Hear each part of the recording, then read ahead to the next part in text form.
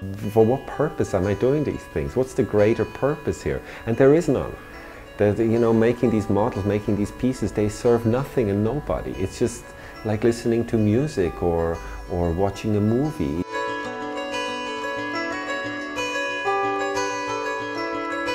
What I find myself drawn to is urban settings. I always liked cities, harbors, airports, freight yards, junkyards, man-made things, because that's where I fit in the best, what speaks to me the most. I see in almost everything, I try to see the good side, the positive things in it, because we're bombarded with all kinds of things which lies most of the time beyond our control. Maybe it's also a matter of age. As you grow older, I think you become a little bit more mellow.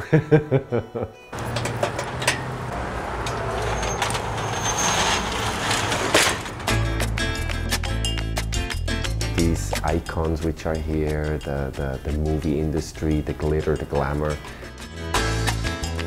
LA always was good to me.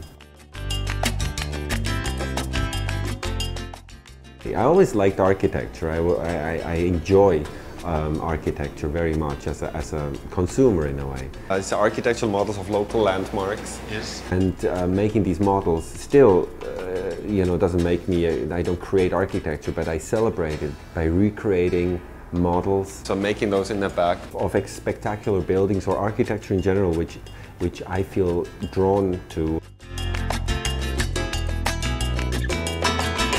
I think you seek out your circumstances. I don't think it's just things happen to you. You look for something which attracts you, and then you just go with it and see what is the best you can make out of it. Coming here was a completely new start. Leaving Switzerland, I was relatively frustrated.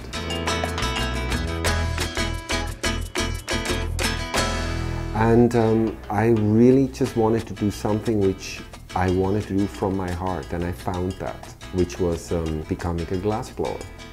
The reason why I really wanted to do it is to create my own expressions in glass, in neon, which is almost like drawing in light. I hooked up with creative elements of productions such as RoboCop 2, Total Recall. I did Playboy, Kodak, Volkswagen. I got tied in with Burger King and McDonald's, which was an incredible account to have. So neon was the beginning, but then with neon always goes other things.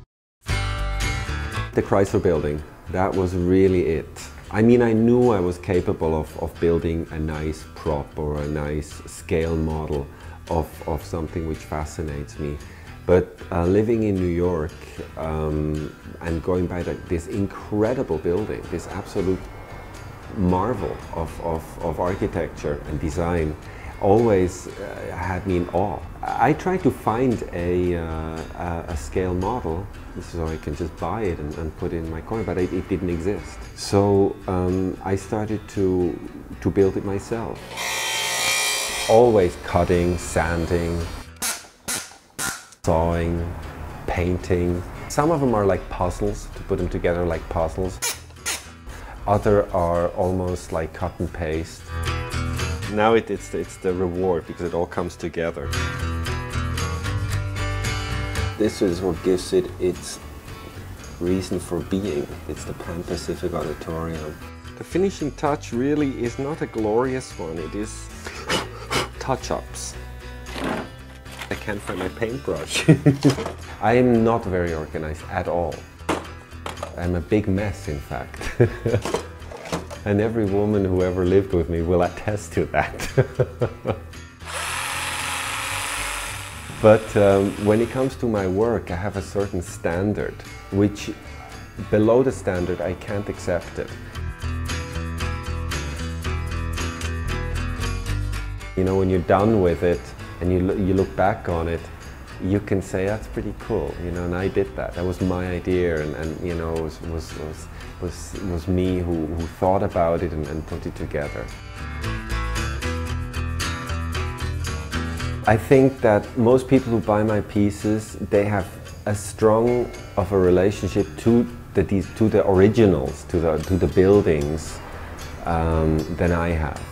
So I think they buy it because of what it represents. But the validation doesn't really ever come from myself. I never say, well, that's excellent. It comes when somebody else looks at it. What people say or what they get out of here is usually a smile, because they don't see things, or they see things which they haven't seen in a long time in that fashion. Plus, I'm a chatterbox. I'm very social. I like to talk to anybody. I still consider it an honor when somebody walks into my store.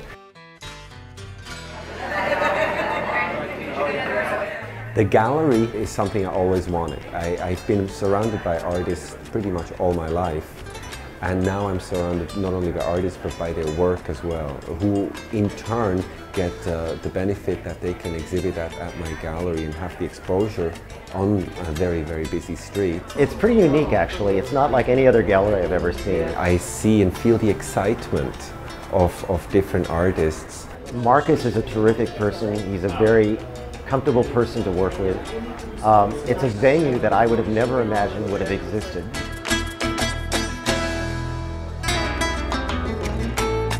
It's like I've been hiding away downtown in this old house for 6 or 7 years, and pretty much given up the idea that I would ever show again. That really I was going to just paint what I wanted. But it took Marcus about 10 minutes to convince me that it was important for me to be out there, that people would appreciate what I do and enjoy what I do. I feel good because they feel good. So it's a give and take type of thing. That makes me feel really, really excellent. Even if I didn't sell anything, it was a success because I was out here, and that's what counts.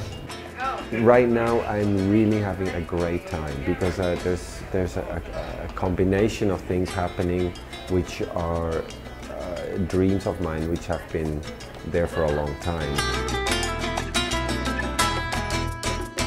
When you buy a painting, I think you buy somebody's impression on how they see a certain image.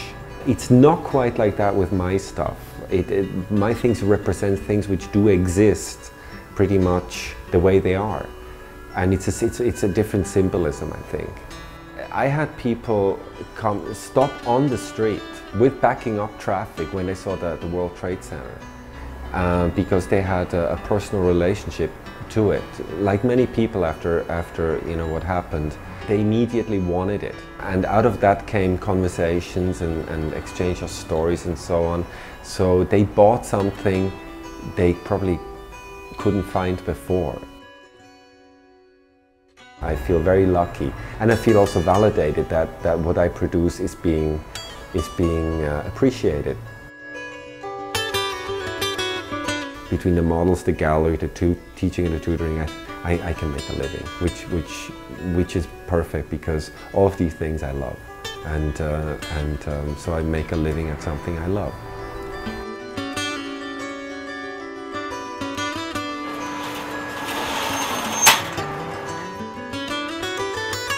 Architecture is art to me. And so when I walk out of here, I feel good about it.